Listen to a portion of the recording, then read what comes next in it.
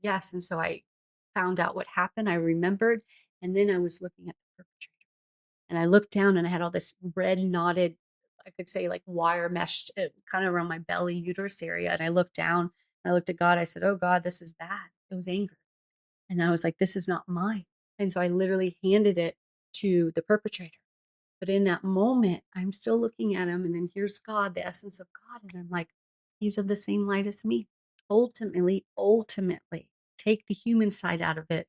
The soul energy is the same, of the same light. And so I was like, how could I hate someone? If you have ever looked around at your life and thought, this can't be it, you are in the right place. This is Flying Upstream, the podcast for people who refuse to live on autopilot. I'm your host, Kristen Medeiros. Each week, I sit down with people who questioned the rules, challenged the expectations, and chose a different path.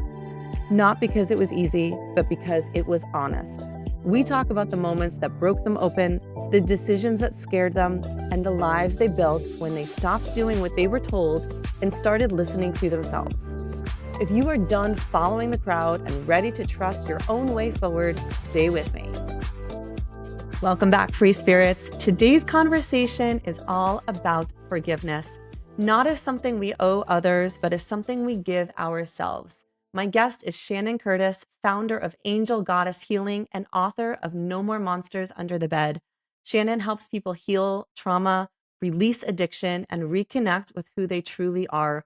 Her story includes childhood sexual trauma, addiction, miscarriages, divorce, spiritual awakening, and the radical choice to rebuild her life from authenticity first.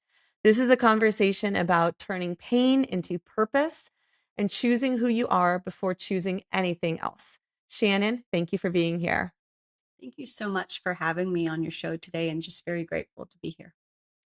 I'm so grateful for you too. And I want to just dive right in. And, we were just talking before the show that we both like to bring up topics that are a bit taboo, that people don't typically talk about because of the importance of normalizing things, even when they're not great experiences. So I want to start at the beginning.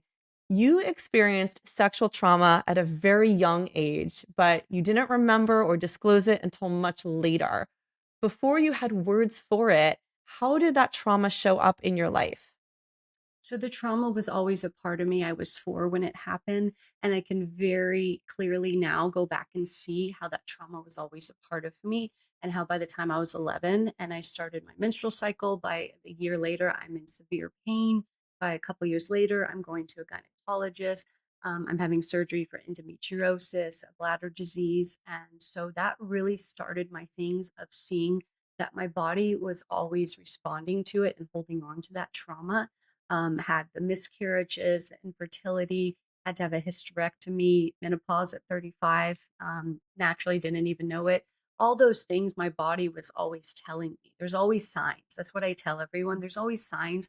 It's just a matter of if we're listening to them right there, but the body truly does know. And so for me, it was in a lot of my um, female health. Mm. I appreciate what you're saying is that your body was telling you. And because we are not always taught to tune into our body and listen, we are taught to refer to doctors. Well, the doctor said this, therefore it must be true, or to follow what our family or society tells us. And we often dismiss what we really know deep down to be our own truth, but we say, no, that can't be right. And it seems to be something that I've seen from so many guests on our show. Do you feel like that was your experience too? Absolutely. I work with a lot of clients that have been victims of that or their children, and there's always signs.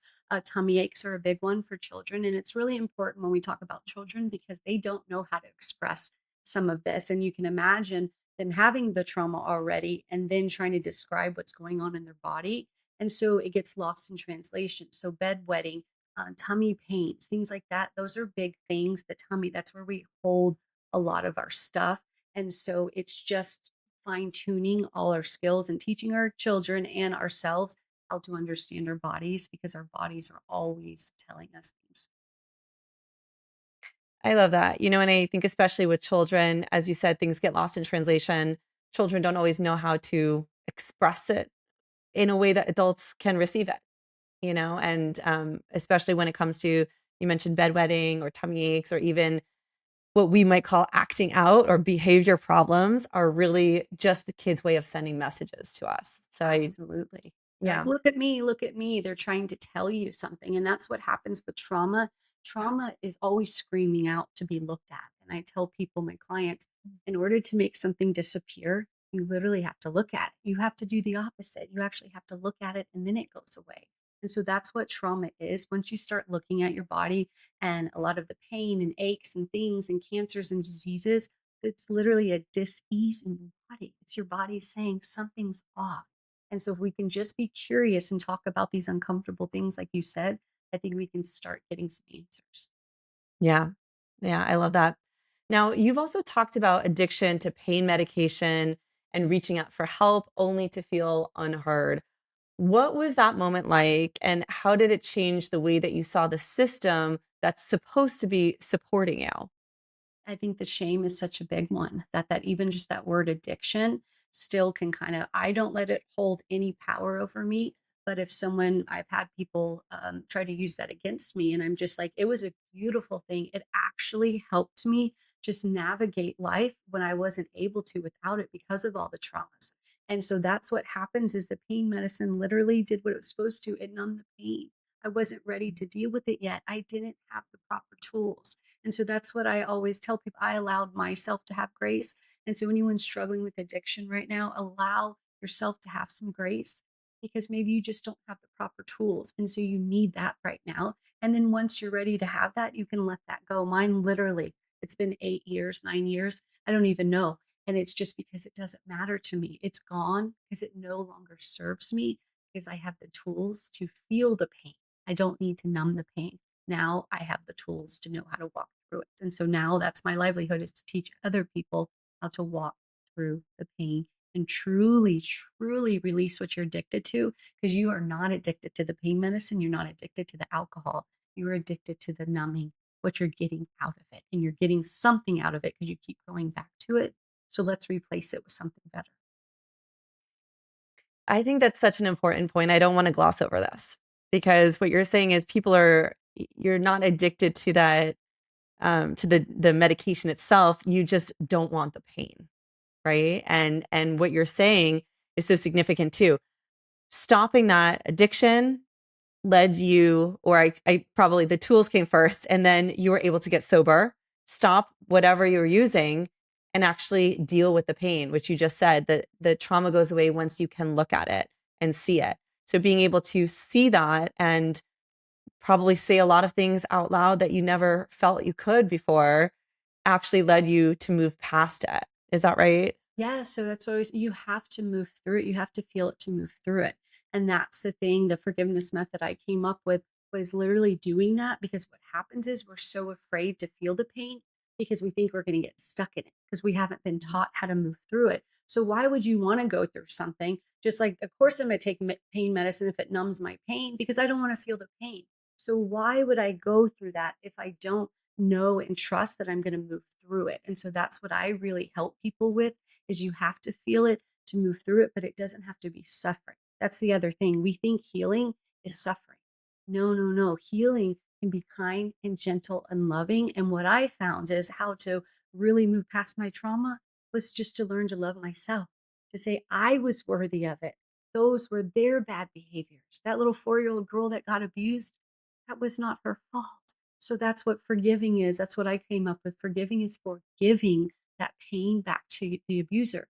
And forgetting is forgetting your power back. And so that's what I did. In the moment of forgiving my abuser, I got my power back. And that is the true meaning of forgiveness, in my opinion, is for yourself, is to give it to them and to get your power back. I love that. You've also said that getting sober opened the door to your spiritual gifts too.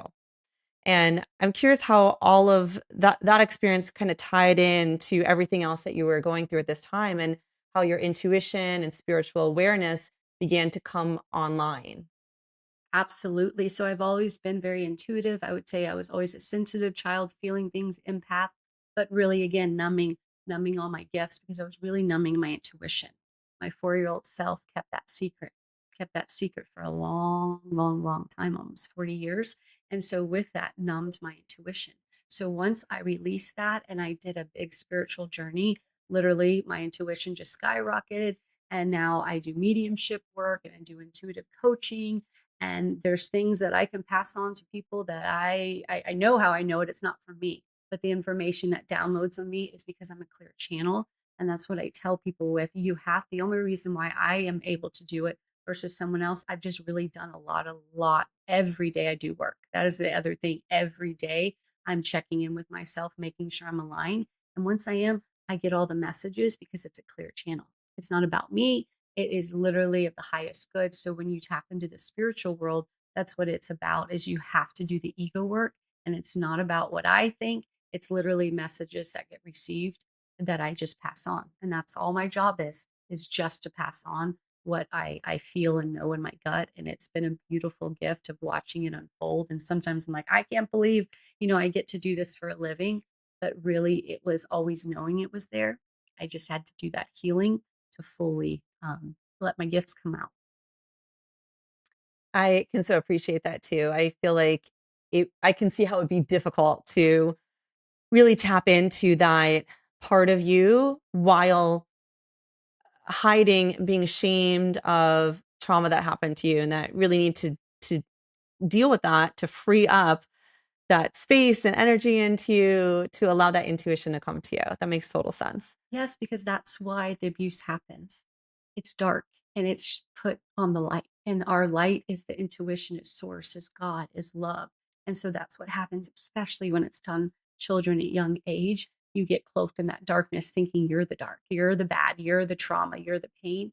And so, of course, you're not going to feel as tapped in or as close to God and spirit as you possibly could because you're literally holding on to someone else's pain. And so once I really let that go and saw I am a child of God and I am pure and I am good and I am not my choices in life, I am not my addiction, I'm not my divorce, all those things, then I could truly see the gift of it. Mm, that's beautiful. Now, I think it was around 9 years ago, you mentioned that you went through this profound spiritual awakening, but that was including working with plant medicine in Mexico. And I'm curious about this experience. How did it deepen your healing in ways that nothing else had before?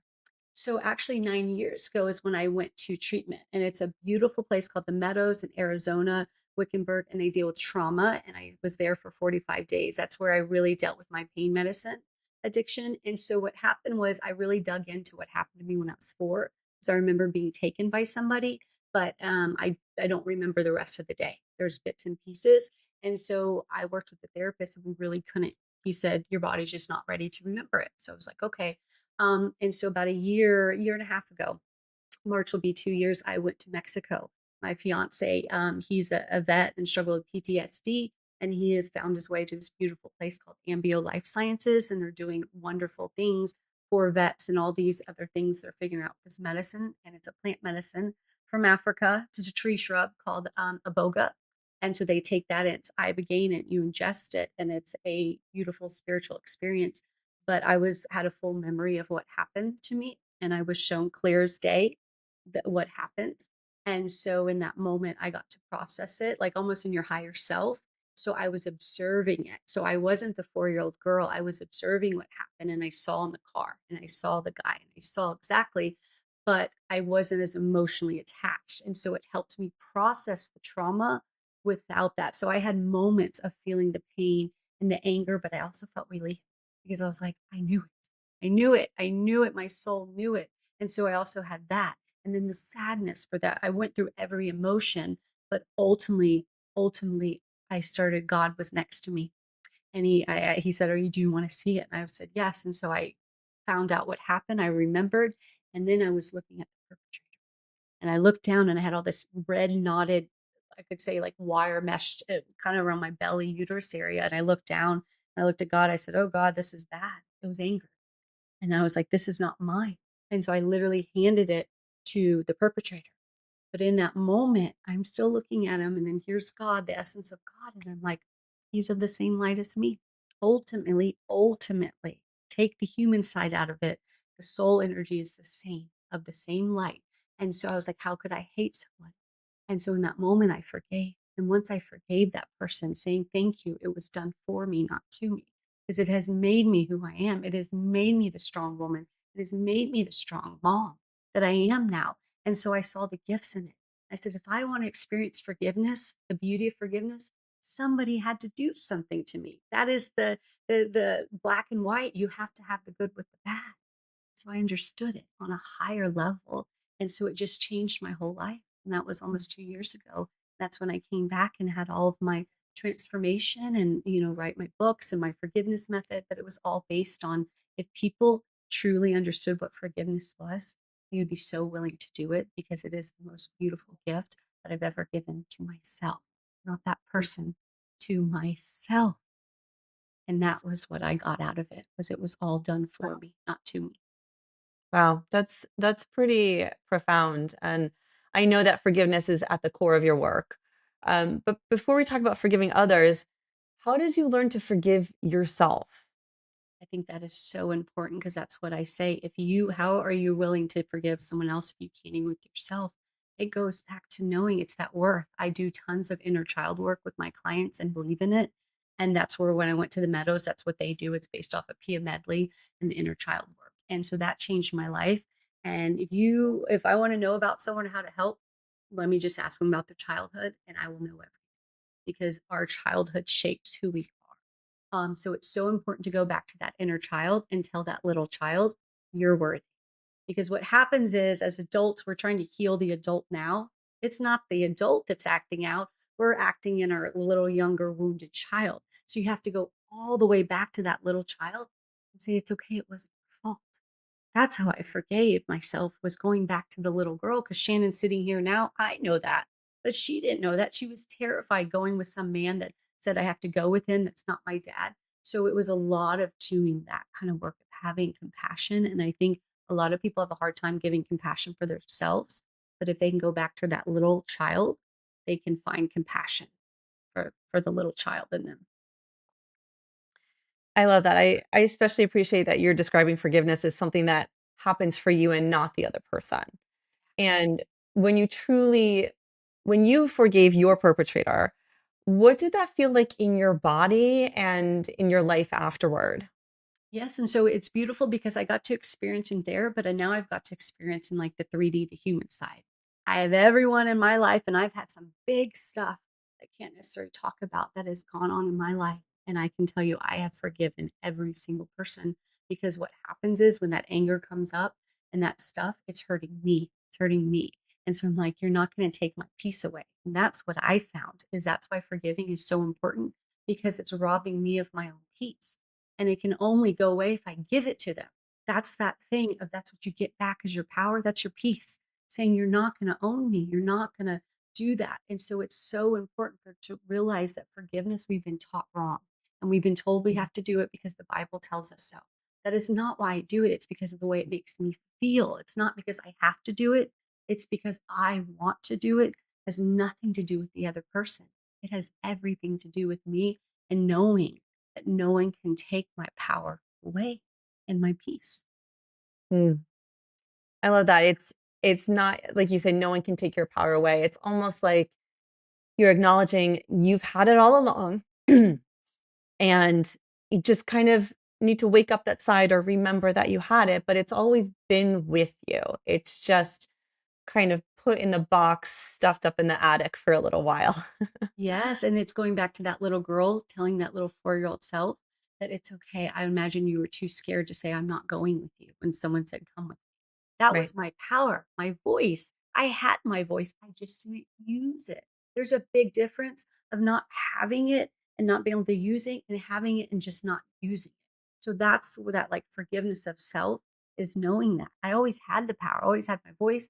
I just didn't use it. I didn't use it with him and I didn't use it when my parents asked me if something happened and I said no. Okay, Right. that's what it was. He didn't take my power. I just chose not to use it. And now I found it, and no one's ever going to take my voice away because that is ultimately my truth. I found that is my power, is in my voice and my truth. Yeah. And I want to go back to something you said earlier. You were talking about inner child work and that it's something you emphasize deeply. Why is it so important for adults to return to their childhood experiences if they want real healing? I think children are the answer. I think there's a reason why we say Jesus loved the little children, because it's the innocence of the children we forget. This is why we hurt each other. This is why we abuse each other, because we're acting, trying to be these adults when we're running around acting like little kids, and we're not wounded little kids because we can't handle it. And so inner child work is so important, to go back and reparent yourself, regrow up that, because so many, there's not one person that hasn't had some kind of trauma happen in their childhood. And it doesn't mean have to be big T's, is what they call it. It can be little T's. It can be little things.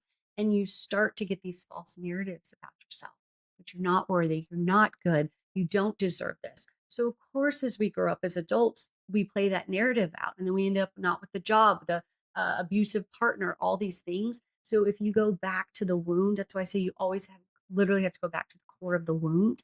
And a lot of times it's in the childhood. It's something that our programming has taught us, that are like, women, we have to be this way, we have to be that way, we can't talk, we can't be aggressive. Why would I want to say no to an abuser if I'm kind of already programmed to be that quiet little girl? And so that's that kind of stuff. So of course, when I was married for 15 years and didn't feel like I had my voice, it wasn't because of my adulthood, it was because of my childhood. And so that's what happens, is there's always a correlation. Always, is what I find, is there's a correlation of where you are now and what happened in your childhood. That makes a lot of sense. Now, you also wrote a book. I want to touch on that. You wrote No More Monsters Under the Bed as a children's book, which is rooted in healing. What inspired you to bring such a heavy truth into such a gentle form? I think because we need the inner childhood book. It's the No More Monsters Under the Bed, shining your light on the dark. And so that's what it is literally shining your light on the dark parts of your life. And I think that we need to start with children, but it also is beautiful because it's inner child, so it's for the adult too. And so it's spiritual. It has 7 spiritual animals, but it's a little girl who's afraid of the dark because a monster came in her room and took her light away. And so she goes to sleep, and a special angel comes to her, and they really just recaptivate the light that was lost. And she goes and collects it all and realizes that it was just the little shattered pieces of her soul. And then it's never too late to recollect that power. And once she did that, she goes on this beautiful journey that meets 7 animals. And they're all like the cardinal. They're all very special meanings to me in my life, but they each come with a special message. And so there's 7 books after that with each animal. And they're the chakras. And so they're the 7 chakras, and they don't say it in there, but it's that thing in my forgiveness method, is 7 steps with the 7 chakras. And it's all just working that up and feeling like getting back into your body, the mind, body, and soul, and how they're all tied together. And so it's a beautiful story about a girl who found that her monster was her greatest teacher of unconditional love. And so we can all learn from Mhm. that. We can all find some kind of monster that's been hiding, and be brave enough to find that, shine that light on it, and see that it's actually there as a teacher. That's so, so beautiful. And today, I love this. You are literally being paid to be yourself and to guide others through healing. What would you say to someone listening who feels terrified to live authentically because of what others might think? You're giving your power to those others. That is exactly what it is. If you're terrified what others are thinking, you're living your life in terror. So it's kind of hearing that I don't live my life in terror. I have no fear. I have moments, but knowing at the end of the day, I saw a thing like 10 years. The only thing that's guaranteed 10 years from now is that I'm alive. I don't know about my daughter, I don't know my fiance, I don't know my family. There's no guarantee except for me. So I'm going to put it all on me, meaning that at the end of the day, just trusting being authentic to you, because those people that you're worried about, I guarantee you they're not spending that much time thinking about you. That's just not what we do. That's where our egos come in. We make it about us. And so it's just remembering that power you're giving is wasting your own power. Life is so short.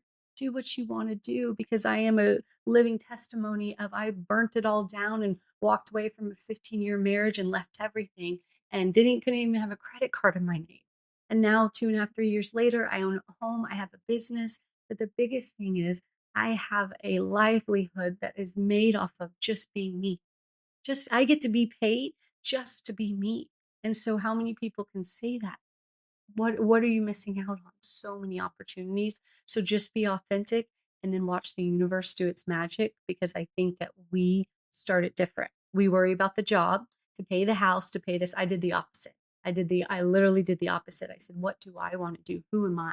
Who's Shannon? Who does she want to stand for? And all of this stuff came up. And then naturally that the business and the clients and the retreats and all the healing came, that I did it opposite. I was like, I'm not going to go get the job just to pay for the house. I'm going to start with me first. And then the house is going to come and the business, and it all just unfolded beautifully. And then I just get to make a living off of being me.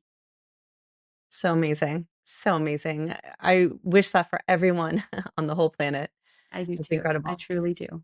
And as we wind down here, I've got one more question for you, Shannon.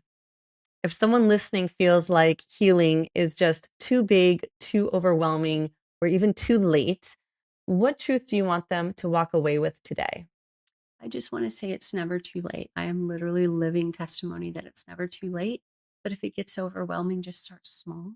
And if I can offer one piece of advice, start with gratitude. Every day, find Mm. something you're grateful for, and it will literally shift your brain into starting to feel the good stuff and looking for the good. And so start building your trust in yourself that you can find the good. And once you start doing that, maybe the healing journey will so Mm, beautiful.